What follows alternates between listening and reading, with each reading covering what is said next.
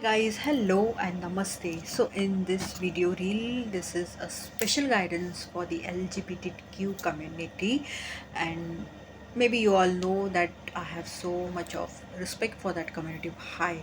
Because first of all, I would say I really appreciate their soul for choosing such a soul journey where you knew that where their soul actually knew that they will be have to go through a lot of challenges. Also they will be bullied, and they might be also misused, and they are someone whose a lot of advantages are also taken off at times, a lot of stuffs, but still their soul choose for this journey. It's a very very big thing, so hats off to your soul, I would say. Now let's start guidance for you all. Okay, the Hanged Man, and the very first card. So for now, it's the time to surrender it to the universe, to the divine. Maybe you're not understanding what to do in your current situation or so this is a message for you. So please surrender it or opt for some new way. This is what I would say, because not each and everything we can control, we have in our hands, right? So for now, just rest, not rest, but I would say surrender it, let go of, do not forget, but please let go.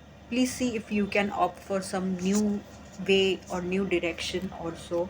See guys, death card, and with this death card, please don't get scared. This date is not that type of death, but I guess if you surrender, if you opt for some new way or a new direction, it will really transform your life. Some stuffs that were not serving you, those will be, you know, left behind, and you will go ahead. This is what I see with this card. Maybe some people may back off. This is what I see. I won't be lying over here. And there will be a transformation, there will be a transition taking in your place. This is what I see. But guys, can you see over here?